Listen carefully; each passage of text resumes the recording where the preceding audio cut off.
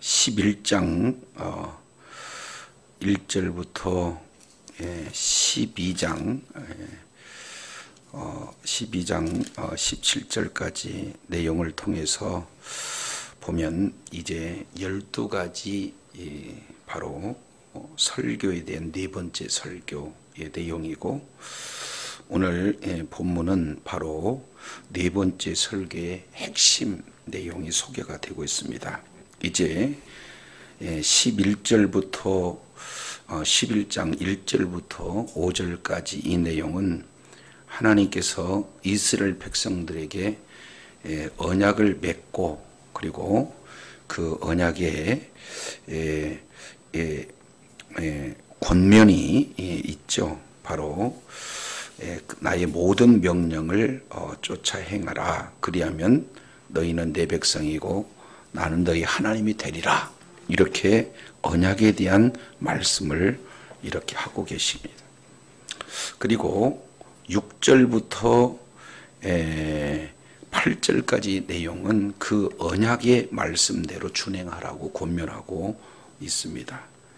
그래서 언약을 준수하고 또 언약을 준수할 것을 계속 이렇게 당부를 했지만, 9절 그리고 10절 이 내용을 통해서 보면은 이스라엘 백성들이 뭐 하고 있냐면 반역했다. 그리고 언약을 파했다.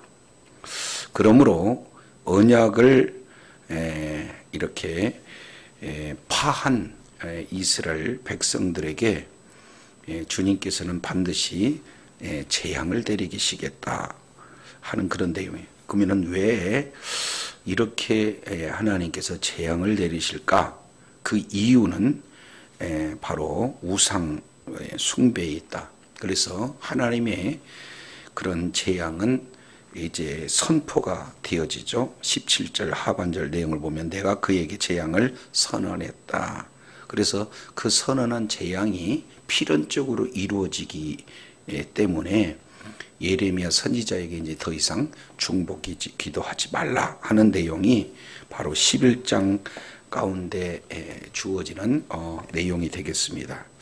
자, 이 내용을 통해서 하나님께서는 얼마나 싫어한 것이 바로 우상 숭배인가, 그리고 우상 숭배자에게는 반드시 심판하시겠다 하는 그런 의도 속에서 저와 여러분에게 주시고자 하는 그런 내용들이 어떤 부분인가, 이것을 우리가 한 절 한 절 살펴보도록 하겠습니다. 자, 9절 내용을 보면은 이런 말씀을 하고 있어요.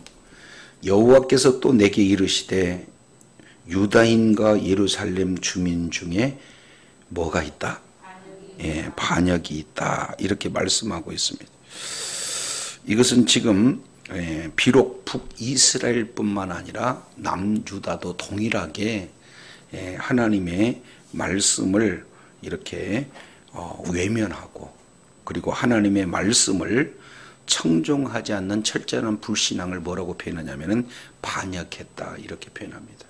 그러니까 저도 여러분도 하나님의 말씀을 그냥 어기는 것 이렇게 그냥 단순하게 이렇게 생각할 부분이 아니라, 오늘 본문의 말씀을 통해서 본다면 말씀을 불순종한다. 그 얘기는 우리 주님은 불순종으로 보는 거예요? 반역으로 보는 거예요? 이거 우리가 조금 더 구체적으로 살펴볼 필요가 있어요. 그래서 요한복음 1장 1절 굉장히 중요한 말씀이죠. 태초에 하나님이 계시니라. 그리고 하나님이 말씀과 함께 계셨으니 그 말씀이 곧 하나님.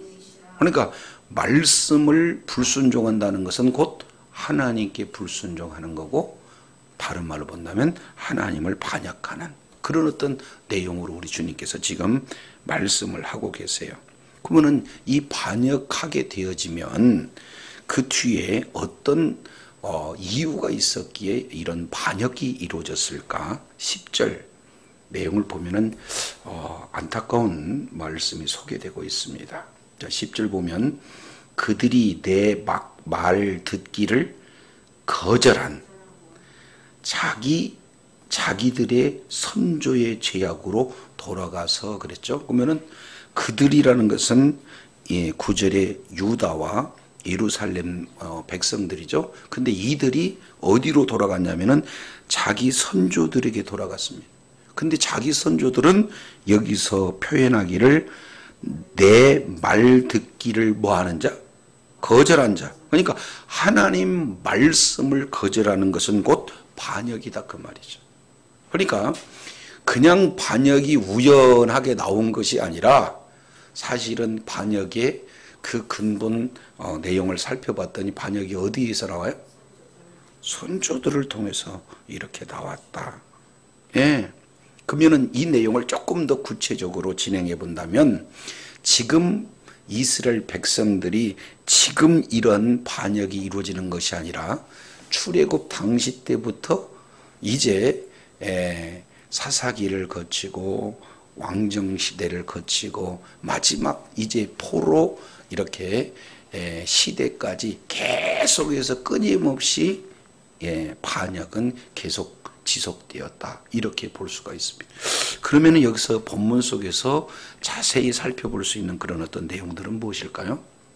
내용을 보면은 내 말 듣기를 거절한 자기들의 선조의 제작으로 돌아갔다. 그 얘기는 한마디로 본다면은 그 선조들의 삶이 후손들의 삶에 얼마나 지대한 영향을 미쳤는가. 이것을 조금 더 구체적으로 본다면은 부모의 그런 어떤 삶의 태도가 자녀들의 삶에 얼마나 지대한 영향을 미치는가. 이런 어떤 내용들을 말씀을 하고 있어요.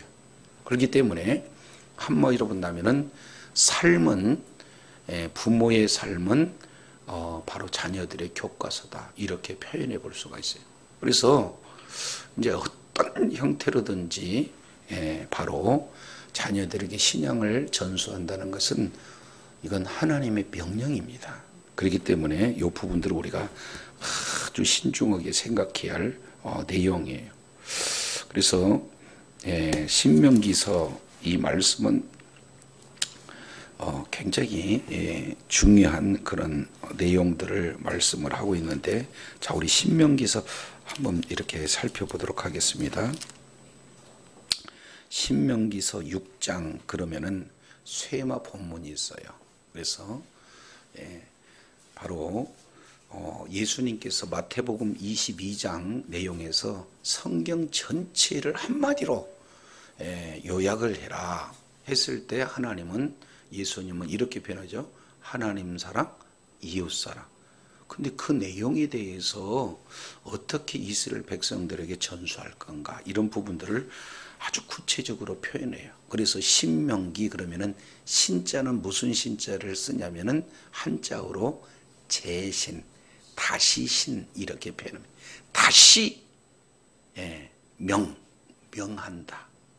1차 일제 1세대에게 전했더니 실패를 봤어요. 그래서 실패의 경험을 딛고 다시 바로 새 시대에게 하나님의 약속의 말씀을 전하는 거예요. 그래서 너희가 가나안 땅에 들어가거든 이렇게 살아라 하는 메시지가 신명기입니다. 그러니까 신명기는 너무 중요해요. 모세 오경의 결론이기도 하고, 그리고 학자들은 신명기 사관 이렇게 표현합니다. 그러니까 신명기 속에 구체적으로 주님이 말씀하고자 하는 그런 메시지가 있어요. 그래서 마태복음 4장, 누가복음 4장 이런 내용들을 보면은 예수님께서 광야에서 시험을 받으실 때 무슨 말씀으로 이기셔요? 하나님 말씀이지만 구체적으로 본다면 신명기의 말씀. 그러니까 신명기 말씀이 너무 중요한 그런 내용이에요. 그 중에 6장 1절 보세요. 이는 곧 너희 하나님 여호와께서 너희에게 가르치라. 다시 너희에게 뭐 하라? 명령하신 겁니다. 가르치라고 명령한 거예요. 이것은 가르치라는 것은 목사님이 성도들에게 가르치라 그 내용이 아니고 가르침의 대상이 누군지를 우리가 살펴봐야 되는 거죠. 그래서 명령과 규례의 법도, 이것을 한마디로 보면 하나님의 말씀을 가르치라는 거예요. 너희가 그러면 어디서 건너가서 얻을 땅에서 가르쳐라. 바로 가나안 땅에 들어가면 반드시 하나님의 말씀을 가르쳐야 된다. 6장 2절 다 같이 시작. 곧 너와 내 아들과 내 전자로 평생에 내 하나님 여호와를 경외하며 내가 너에게 명한 이 모든 규례와 명령을 지키게 하기 위한 것이며 또 내 나를. 그럼 왜 가르쳐야 되느냐? 한마디로 본다면은요, 네 날이 장구하기 위해서. 다시, 왜 가르쳐야 돼요?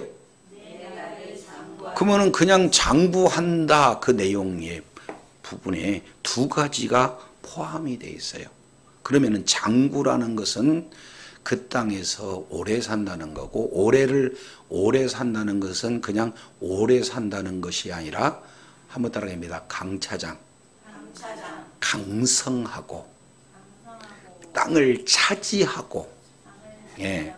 그리고 그 땅에서 차지한 땅에서 영원토록 오랫동안 장수를 누리는 그런 어떤 내용을 뭐라고 하냐면은 장구한다라는 표현을 이렇게 하고 있습니다. 그러려면 장구하려면 어떻게 해야 되는가? 두 가지죠. 첫 번째, 하나님을 경외하며, 그리고 두 번째, 말씀을 지키며.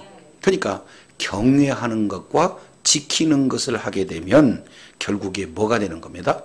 뭐가 나타나냐면 장구라는 그런 복이 이렇게 나타난다는 거예요. 자, 그러면은 가르칠 대상, 너희에게 가르치리라 해서 너희가 얻을 땅에서 진행을 하는데, 가르치는 대상이 누굽니까?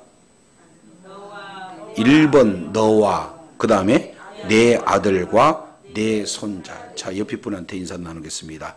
3대 신앙이네요. 시작. 그러니까 너, 이것은 당대, 후대, 그 다음에 손자까지 이렇게 이루어져야 돼. 그러니까 내 자녀까지만 이렇게가 아니라 어디까지 이루어져야 진짜 이루어지는 거예요?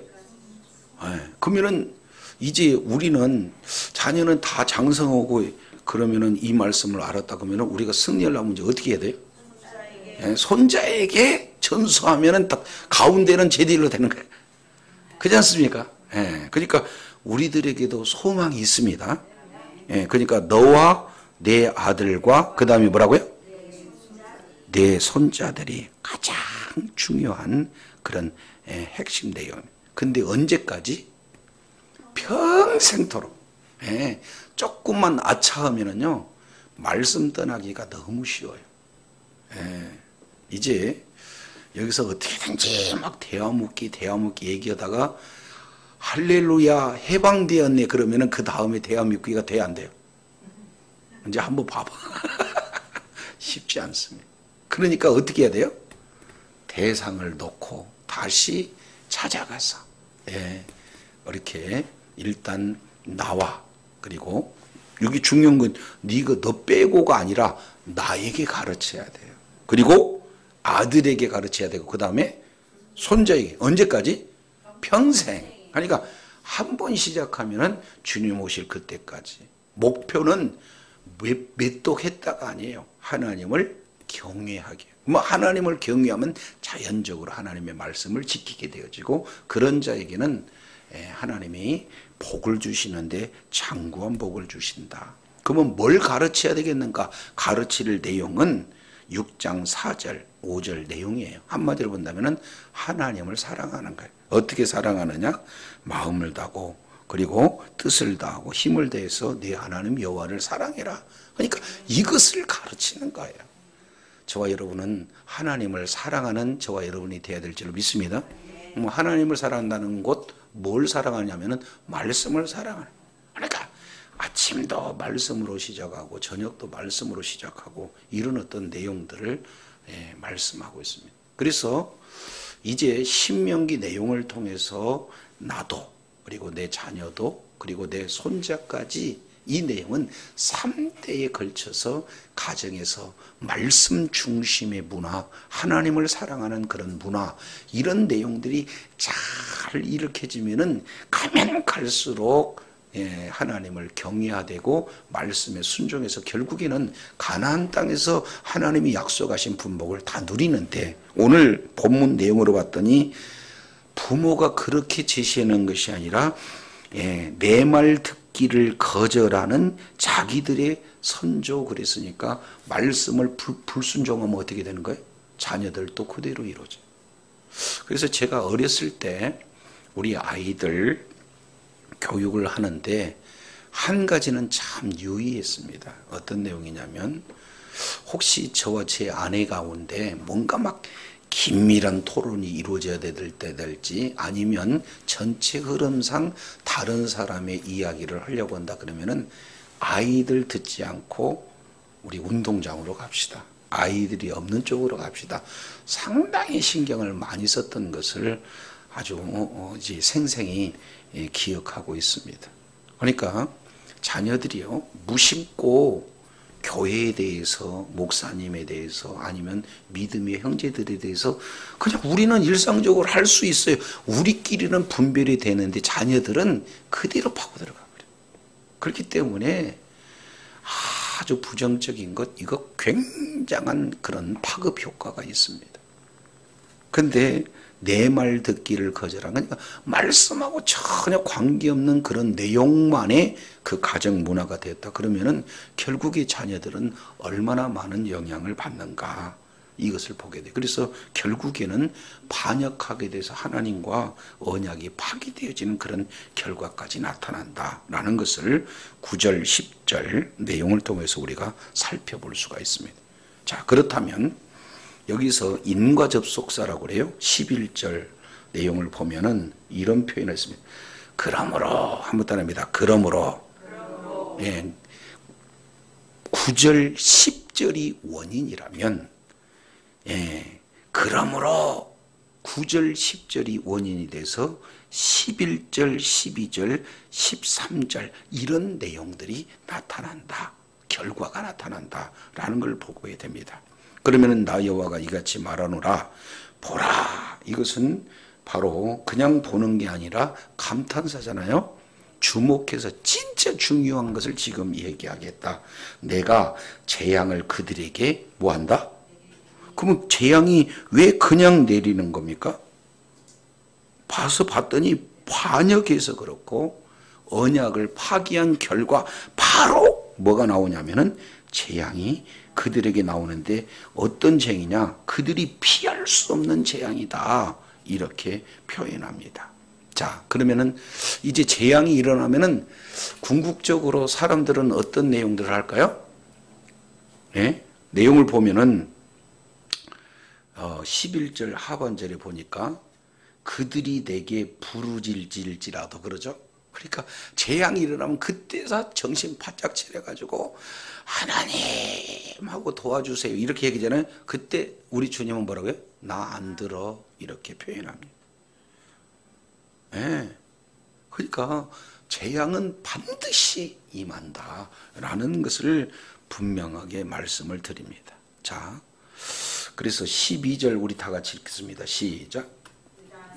유다 성읍들과 예루살렘 주민이 그를 분향하는 신들에게 가서 부르짖을지라도 그들의 신이 그 고난 가운데 절대로 그들을 구원하지. 원문을 좀 살펴본다면요, 11절과 12절 첫 번째 사이에다가 그러자, 그리고 이것을 표현해, 즉시, 이런 내용을 한번 따릅니다. 와우, 와우. 그 내용은 접속사가 빠졌어요. 참 중요한 내용이에요. 그 내용이 지금 빠진 겁니다. 자, 와우는, 자, 저 보세요. 자, 9절 10절에서 배반해서 언약을 파기했죠. 그러니까 우리 주님은 배반해서 언약을 파기한 그런 내용에게 뭘 주어줘요? 재앙을 주어줘요. 근데 그 재앙 때 그냥 가만히 재앙을 앉아서 당하지 않습니다. 사람들은 그때 어떻게 돼요? 하나님 앞에 부르짖으면 하나님은 나 안 들어줘 이렇게 얘기해. 그러면 안 들어주면 안 들어주는 것과 안 들어주니까 우리가 재앙을 담당해야 되겠다 이렇게 생각한 사람이 있어요 없어요? 그러니까 즉각적으로 그 다음 숫은 신속한 동작으로 가는 게 뭐냐면 12절이에요. 유다 성읍들과 예루살렘 주민이 그 분향하는 신들에게 가서 뭐해요? 그러니까 재앙 만나면 하나님께 부르짖은데 하나님 안 들어줘. 그러면은 거기서 포기하는 게 아니라 오히려 하나님께 다 이렇게 분노를 이렇게 끌어들일 수 있는, 이끌을 수 있는 또 누구에게 찾아가요? 다른 신에게 찾아가요. 코미디 프로 봤더니 오전에는 장로 역할하고 오후에는 또 무슨 하여튼간 무슨 스님 역할하고 막 그런 사람들도 있더만. 한 가정에 최소한 여기도 믿고 저기도 믿어야 되는 거 아니에요. 근데 그게 이스라엘 백성들은 한 가정에 이 사람 저 사람이 아니라요. 하나님이 안 들어주면은 나는 또 우상에게 지극정성을 들여서 부르짖겠다 그 얘기. 근데 우리 주님은 이렇게 한번 따릅니다. 절대로. 보통 말이 절대로 나온다면은 어떤 의미가 들어가나요? 절대로 꿈도 꾸지 마라 이런 어떤 내용이에요. 절대로 우상이기 때문에 구원할 수가 없어요. 그럼에도 불구하고 절대로 구원할 수 없는 우상에게 인간들은 가가지고 부르짖는다 이런 내용들을 지금 우리 주님이 미리 말씀하고 있어요.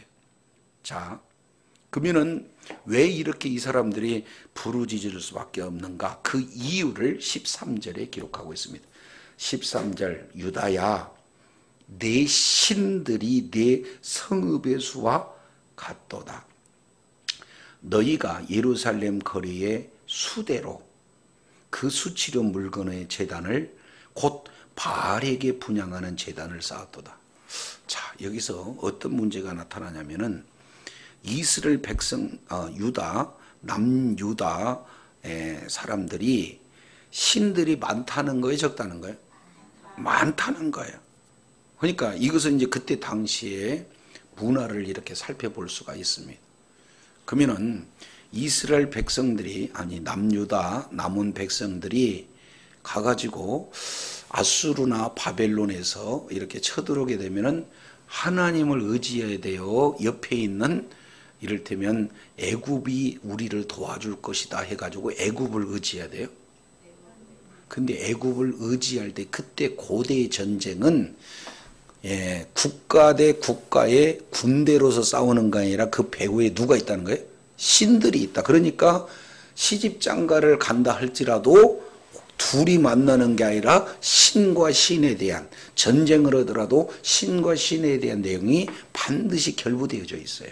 배후에. 그러니 지금 이스라엘 백성들이 많은 나라들을 가가지고 동맹을 이렇게 진행을 할 때 본인 나라만 오는 거 아니라 그 나라가 섬기던 우상들을 와가지고 길거리에다가 다 세워놓는다 그 말이에요. 그러니 하나님께도 구하고 그리고 원래 있었던 우상에게 구하지만 다른 나라 신까지도 구하는 이스라엘의 그런 어떤 모습들을 보게 되는 겁니다.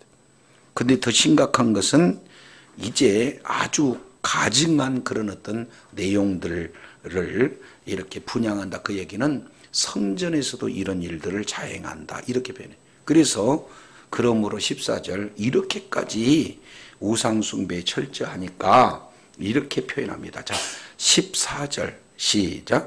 그러므로 너는 이 백성을 위하여 기도하지 마. 그들을 위하여 부르짖거나 구하지 마. 그들이 그 고난으로 말미암아 내게 부르짖을 때에 내가 그들에게 듣지 않. 그러니까 한마디로 본다면은 예레미야 입을 막아버려. 성경을 보면은 하나님께서 아무리 뭐라고 한다 할지라도 선지자들의 기도를 들어줘요, 안 들어줘요? 들어줘요. 그러면은 예레미야가 기도해버리면 하나님은 들어줄 수밖에 없잖아요. 그러니까 예레미야한테 지금 이스라엘 백성들의 참상을 보여준 거예요. 그래서 예레미야 선지자를 일컬어서 눈물의 선지자 이렇게 표현하잖아요. 그죠? 그러면은 예레미야가 앞으로 얼마나 이 남은 백성들과 얼마나 남은 사람들이 고난을 당할 건가를 너무나 잘 알아요. 그러면은 그 백성들의 심정을 가지고 주님 앞에 강력하게 외치면, 부르짖으면 하나님도 들어줄 수밖에 없잖아요. 그러니까 미리 예레미야 입을 딱 막아버려. 너는 중보기도 하지 마라. 왜냐하면 그들이 기도를 들은다 할지라도 다 들어주지 않으려고 아예 작정했다. 그러면 다른 말로 본다면은 하나님께서 심판에 대한 의지가 너무나 분명하다는 것을 강조하고 있는 내용입니다. 그래서 15절, 나의 사랑하는 자가 많은 악한 음모를 꾸미더니 나의 집에서 무엇을 하려느냐. 다 같이 나의 집에서 시작. 나의 집에서 무엇을 그러면 나의 집은 어디입니까? 그렇죠. 성전에서 지금 너희 무슨 음모를 꾸미는 거요. 성전에 거룩하신 하나님이 계시는 그 장소인데도 불구하고 성전에다가 돼지를, 아니면은 하나님이 거하실 그 성전에다가 아세라 목상이나 바알 신상 이런 것을 어떻게든지 그 속에 넣으려는 그런 꾸미는 음모, 이런 표현들을 지금 진행하고 있는 거예요. 자, 그러니 내 집에서 무엇을 하는고 이렇게 지금 표현하고 있습니다. 내 집에서 무엇을 하는고. 요건 오늘도 지금 저와 여러분에게 꼭 들려주시는 메시지인 줄로 깨달으시기 바랍니다. 하나님의 성전은요, 구약에는 성막으로 성전으로 되어 있지만 신약에서는 예수님 자신이 성전이고, 이제 예수님께서 부활 이후에는 성령을 보내주심으로 말미암아 우리가 성전이에요. 그럼 우리 안에 지금 하나님 말고 뭔가를 해결하려고는 갖가지 우리들의 생각, 마음들이 있다 없다?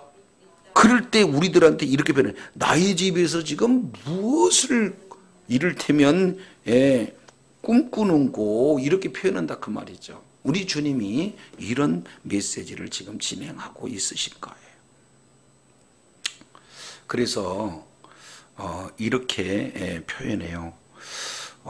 그때 내가 기뻐하겠느냐, 그 얘기는 아무리 지극정성을 다해서 뭔가를 이렇게 어려움을 극복하고 또 동시에 복을 받기를 원하지만 너희들의 기쁨은 절대 이루어지지 않는다, 이렇게 표현합니다. 자, 이제 오늘 이 내용을 우리가 좀 잘 알아야 되는데 16절 우리 다 같이 읽습니다. 시작. 여호와께서 그의 이름을 일컬어 좋은 이름을 나눔 큰 소돔 중에 그 위에 불을 피웠고.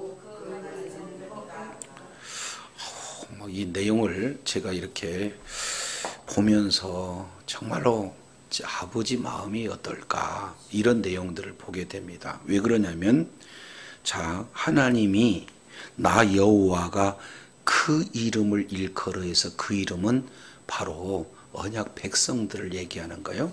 그러면 언약 백성은 이 북이스라엘 남유다 전체를 얘기하잖아요. 그러니까 세계 모든 나라 중에 특별히 이스라엘 백성들을 택했다 그 말이에요. 그래서 이스라엘 백성 중에 택해서 뭐라고 했냐면은 감람나무다 이렇게 표현했어요. 뭐라고요? 근데 감람나무를 꾸며주는 세 단어가 앞에 있죠. 뭐라고 그랬습니까? 좋은 열매 맺는 1번, 그 다음에 아름다운 2번, 그 다음에 푸른 3번. 그러면 감람나무는 무슨 나무냐? 푸른 나무다. 그러면 푸른 나무 그러면 막 이렇게 나무가 푸르러요. 그 얘기는 벌써 연상이 어떻게 되는 거예요? 아주 생명력이 있고 또 뭡니까? 아주 그냥 왕성하게 성장하고 그런 어떤 내용들을 지금 표현하고 있어요. 두 번째, 아름다운 그 내용은 그냥 보기에도 너무 아름다운 거고 빼어난 겁니다. 자, 이제 가끔씩 저희 어머니를 놀릴 때가 있어요. 뭐라고 그러냐면 이게 엄마의 마음이에요. 엄마의 마음. 그러니까 고슴도치도 지 새끼가 최고 이쁜 것처럼 우리 어머니는 아주 대단한 사람들 많이 있는데 그런 분들 눈에 안 들어와. 깍지가 끼어가지고. 그럼 누구만 보이겠어요? 그럼요. 내 자녀들만 보여. 그런 것처럼 우리 하나님이 수많은 민족들을 다 사랑하지만 특별히 아름답게 빼어나게 본 자를 누구라고 그래요? 이스라엘 백성들. 이것을 빼어났다. 탁월하다. 비교할 수 없는 그 아름답다는 내용입니다. 그러니까 아주 생명력이 있어서 아주 번성하고 그리고 아름답되 비교 불가의 아름다운 백성. 더 나아가서 이제는 뭐까지 하느냐면은 좋은 열매까지 맺는다.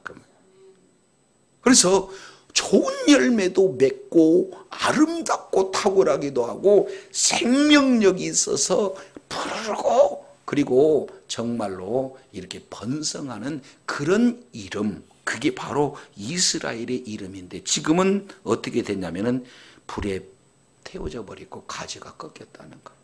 왜?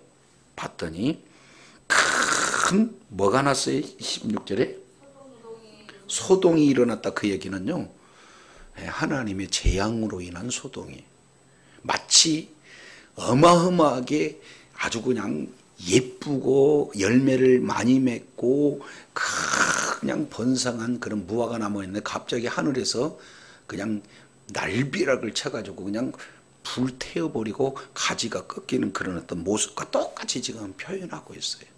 왜 이렇게 됐습니까? 이것은요, 하나님이 가장 싫어한 무엇을 했기 때문에?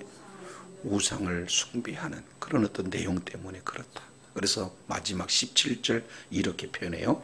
바알이 분향함으로 나의 노염을 일으킨 이스라엘 집과 유다 집의 악으로 말미암아 그 심은 만군의 여호와께서 그에게 뭐예요? 재앙을. 그러니까 만군의 여호와 그러면은 만군의 여호와 그러면 전투하시는 전쟁하시는 하나님이 얼마나 많은 군사가 있는지 세알일 수 없는 군사, 이것을 만군이다 이렇게 표현합니다. 누차 계속 말씀하지만 열왕기하 19장 31절 이하 내용을 보면 천사 하나가 19만 8천 명을 하루아침에 송장 만들어요. 그런 천사들이 만군 그랬으니까 헤아릴 수 없는 그런 군대들로 가득 찬 하나님이 재앙을 내리겠다. 거기에 누구인들 예외가 되겠어요. 그렇지 않습니까? 그래서 이스라엘 백성들이 지금 우상을 숭배하고 하나님을 진노케 함으로 말미암아 궁극적으로 재앙을 받을 수밖에 없는 그런 내용들을 오늘 본문에 소개하고 있습니다.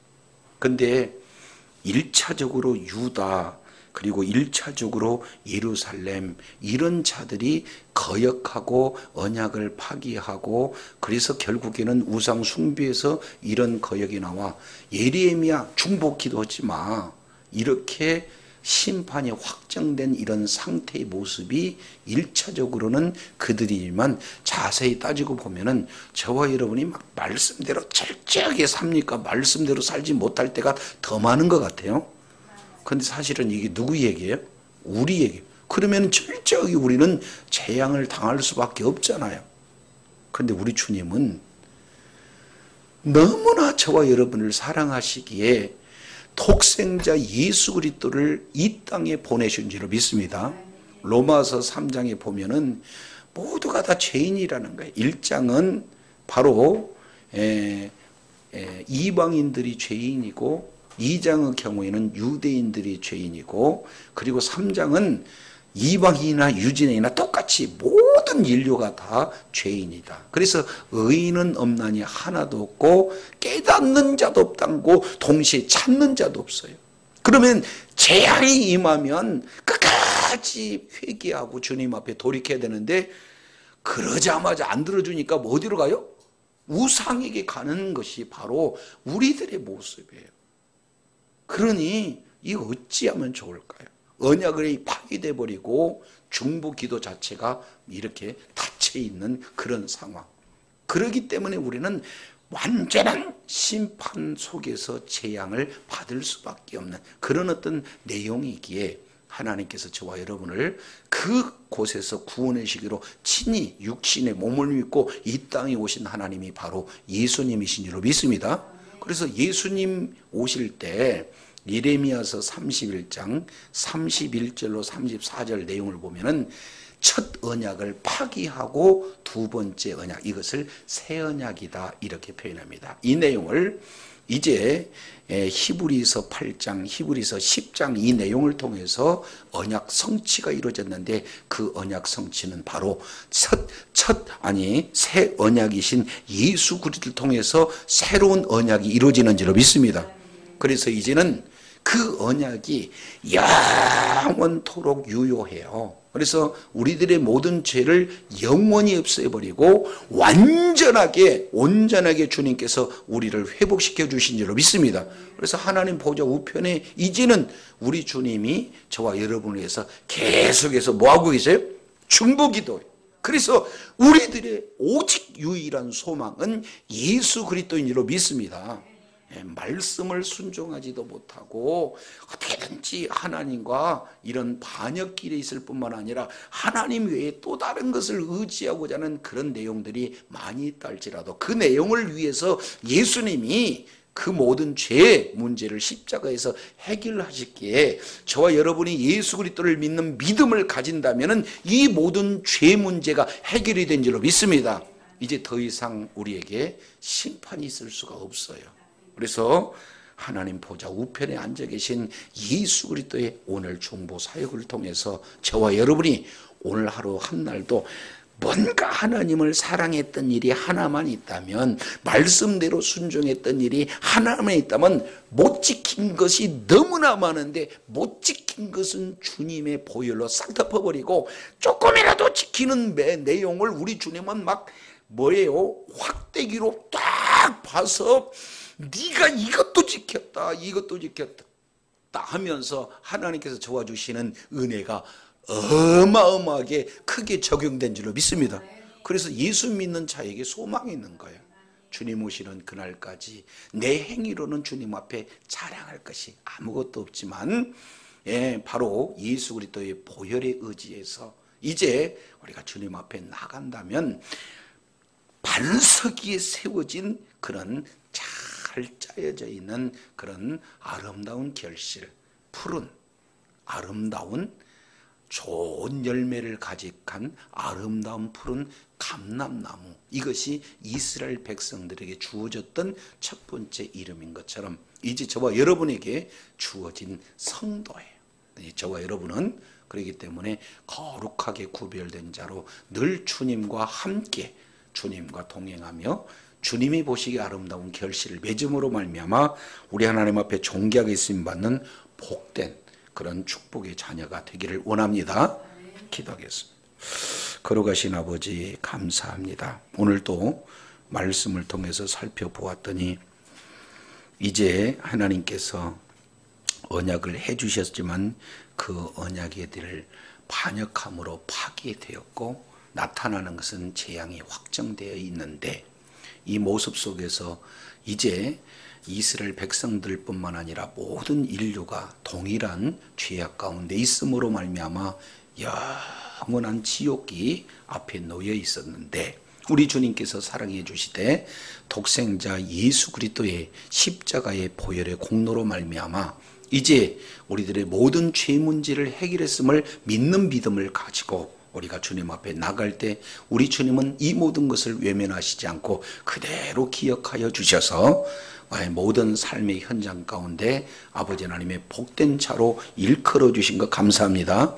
주님 오시는 그날까지 약속의 말씀 의지하여 날마다 승리하며 주님 보시기 아름다운 결실을 풍성히 맺음으로 주님께 영광이요 허락하신 분복을 다 받으려는 축복자가 되어 하나님 앞에 끝까지 존귀하게 쓰임받는 복된 자리에 있게 하여 주시옵소서.